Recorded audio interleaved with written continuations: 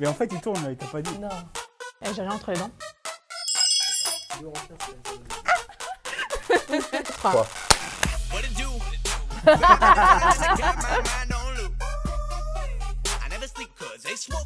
Oula.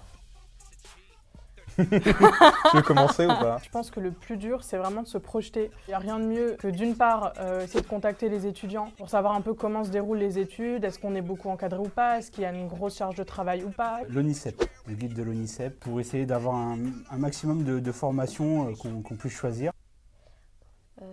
Creusez pour vos formations, creusez. N'allez pas à la première école ou la première formation venue. Et puis, à côté de ça aussi, pas hésiter à contacter des professionnels. En lycéen, on s'en rend pas compte, mais les professionnels, ils adorent parler de leur boulot, hein, souvent. Mais oui, les gens, parfois, ils sont sympas. Non.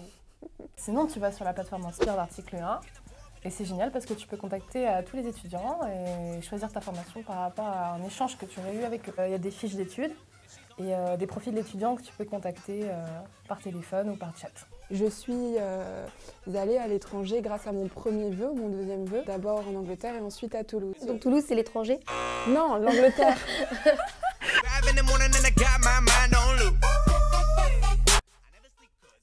Si, on sait.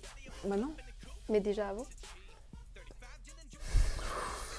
Au début, c'est toujours compliqué parce qu'on n'a pas grand-chose à raconter. N'importe quelle expérience, même les voyages à l'étranger, si les étudiants ont beaucoup voyagé ou quoi, je pense que ça, c'est des choses qu'il faut totalement mettre. Et je pense que c'est vraiment des petits détails qui peuvent faire la différence. Et pour la lettre de motivation, moi, je l'ai beaucoup travaillé.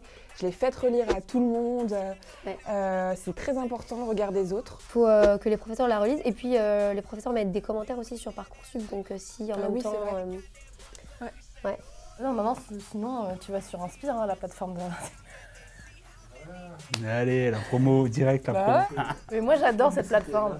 Je la trouve trop bien. Par exemple, quelqu'un qui veut faire STAPS, il pratique une activité sportive depuis tant d'années, ça peut être vraiment un plus. L'élève est vraiment motivé et du coup, c'est totalement en accord avec ce qu'il demande. Et du coup, on peut très bien les aider pour leur lettre de motivation, leur dire voilà, moi si j'étais toi, je mettrais plus ça en avant. Je pense vraiment que les étudiants d'Inspire attendent justement que les élèves leur demandent, mais il n'y a vraiment aucun souci, il ne faut pas qu'ils hésitent à nous demander.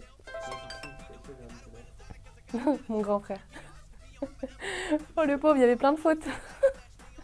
Et puis il m'a tellement embêté avec mes fautes qu'aujourd'hui j'en fais presque plus. Et je corrige même celle de Quentin. Ah non, c'est pas vrai. Ah, ça.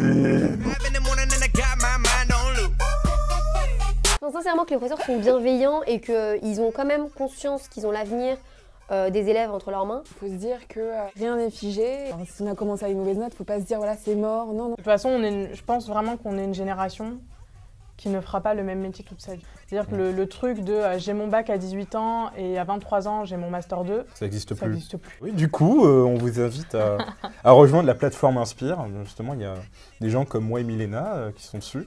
On répondra à toutes vos questions.